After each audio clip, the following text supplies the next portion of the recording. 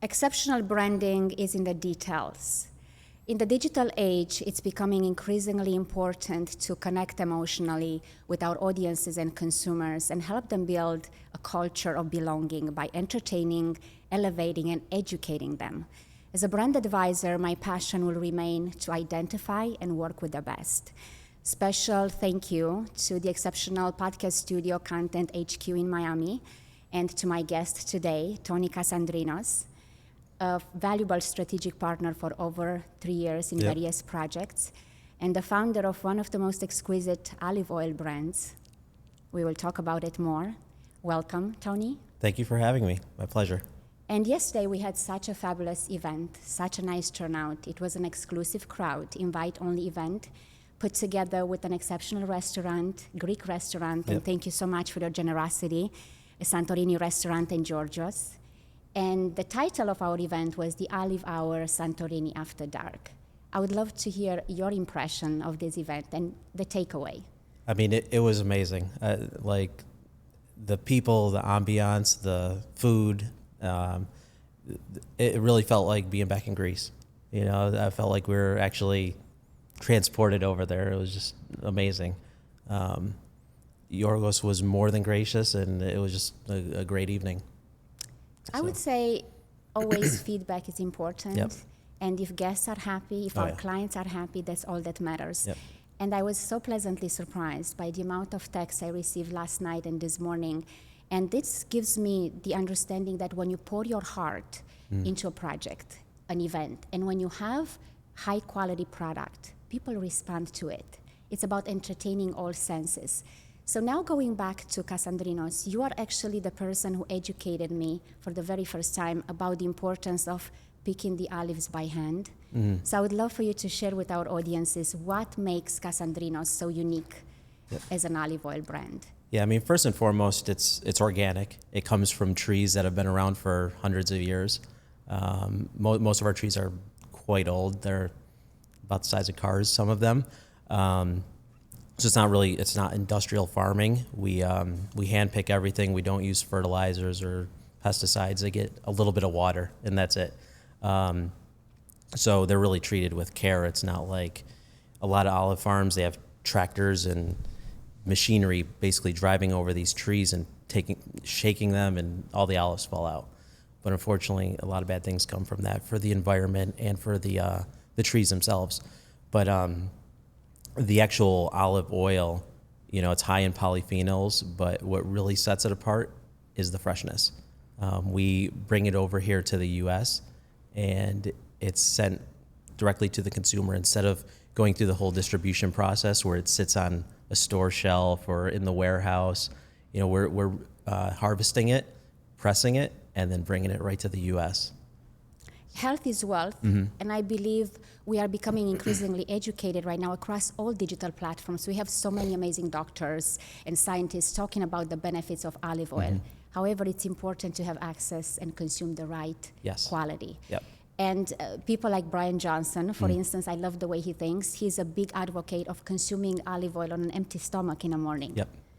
No, definitely. And there's a lot of people say, you know, every meal should be just to consume more olive oil. Yeah, you gotta be careful. It is 120 calories per tablespoon, but you definitely want to get the high quality polyphenols and antioxidants, you know, and it's also kind of like the original cooking fat in the Mediterranean, you know, and now we've kind of gone to like all these seed oils and things that probably aren't doing good for humanity, you know.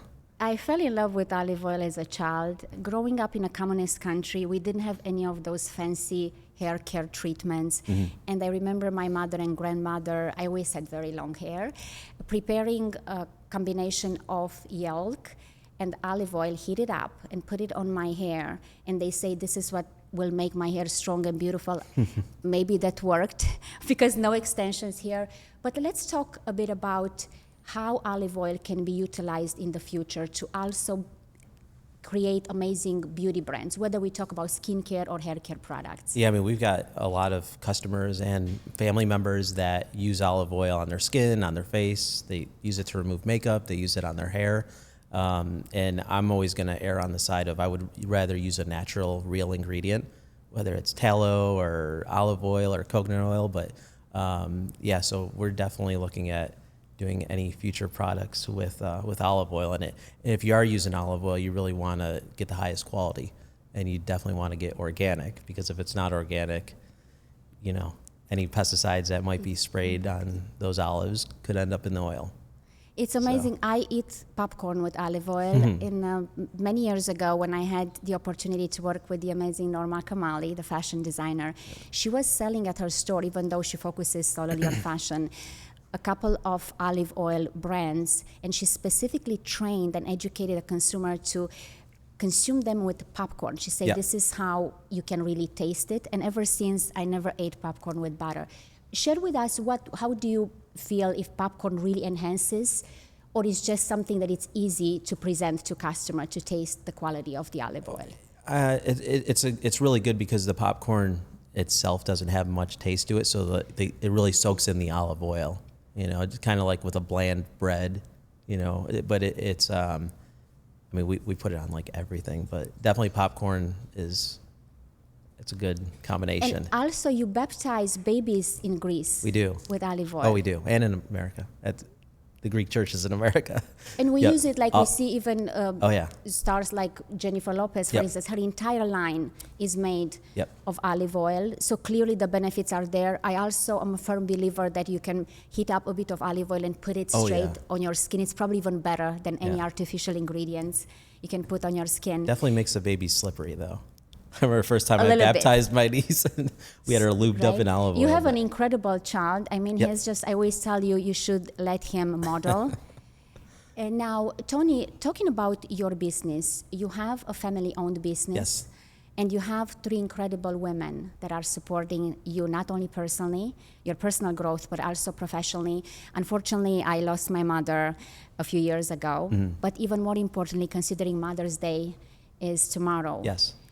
I want to know to what extent these fabulous women in your lives contribute to your well-being and success. They basically run our company. Like I was telling you yesterday, my mother is our MVP.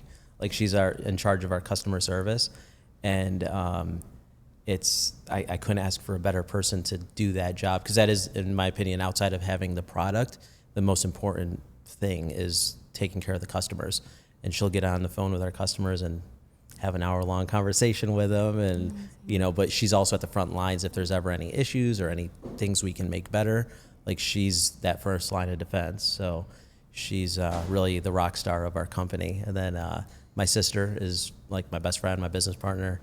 She's been there since day one with the company. And then my close cousin Efrosini, does all our social media and our emails. So we're I'm the one guy and surrounded by women. But a strong minority, should I say.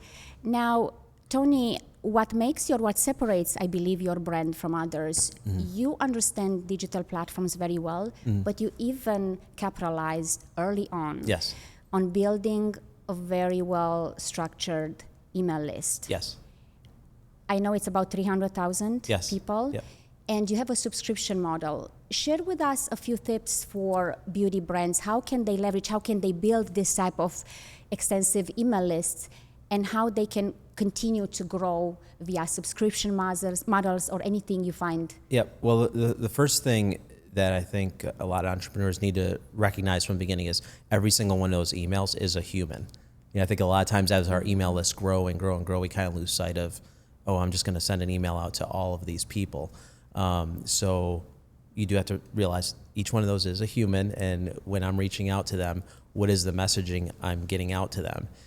With that, you really want to segment out that email list, because the messaging is different. If you're a subscriber that gets our olive oil once a month, the messaging is going to be different to you than it is to someone who's never on our email list but has never purchased before, or someone who maybe purchased once a year ago.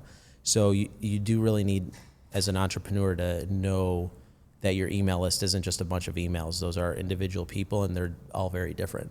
So we really focus on that and getting the messaging to them.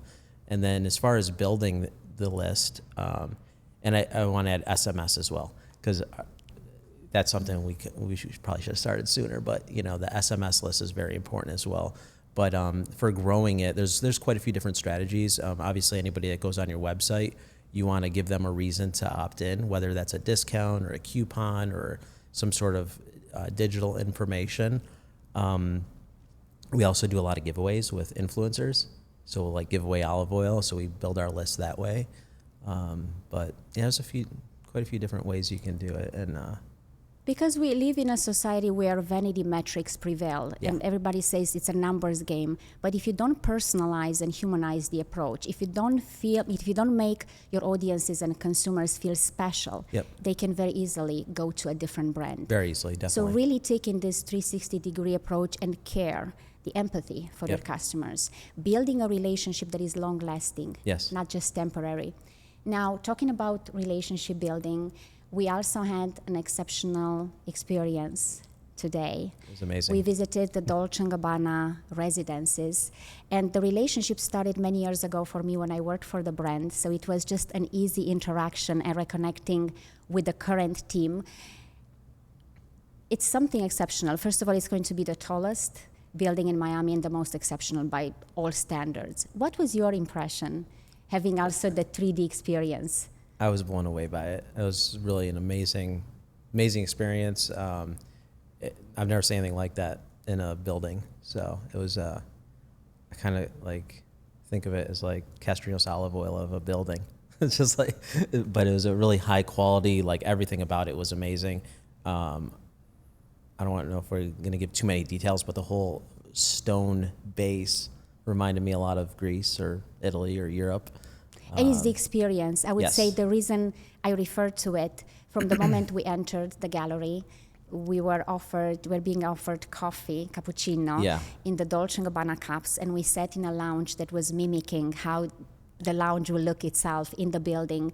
The entire, I noticed how one of the sales associates was sitting there just like they sit in the store. There is an entire experience designed from A to Z to make you feel special. And this is how exceptional brands build that longevity. Now, I know that you are also preparing a book. Yes. And the book is going to be about olive oil. Are you educating the consumers on the benefits of olive oils? Will you have receipts so we can cook with olive oil? What is this all about? So it's going to go into the history of our family and the olive oil, also olive oil in the Mediterranean diet. And then it's got about 100 recipes in there. And then we have our final chapter, which we decided to add after our first edit, which is a tour guide of Greece that is not the touristy spots. So like a behind the scenes look at Greece, off the beaten path. Very interesting. So what's new for Kasandrinos? Let's say, take me 12 months from today, we are sitting down again. What would you like to share in an ideal situation with me about the growth of the brand? The growth of the brand is going a little bit more international. So maybe getting into the Middle East or Asia, because right now we primarily sell in the U.S. We are getting into Europe as well, Northern Europe, the UK, but maybe Middle East or Asia. And we both believe in the power of podcast as being such a tremendous channel of communication with audiences and consumers. We don't think podcast is just recording content to look fabulous or sound. We believe in the power of connecting and educating audiences through this type of communication. Now, why are you so passionate? I know that you love going on many podcasts. What's your takeaway, and why do you feel so strongly about it? One, it's out there for a long time, because it'll still be here a year from now. But you get to talk about the actual olive oil and what makes it special. It's not like running an ad on Facebook or doing a Instagram reel or an email even. It's somewhere where you can actually talk and explain, this is what our company is, this is what we're about, this is what makes our product different than anything you're going to find in the grocery store.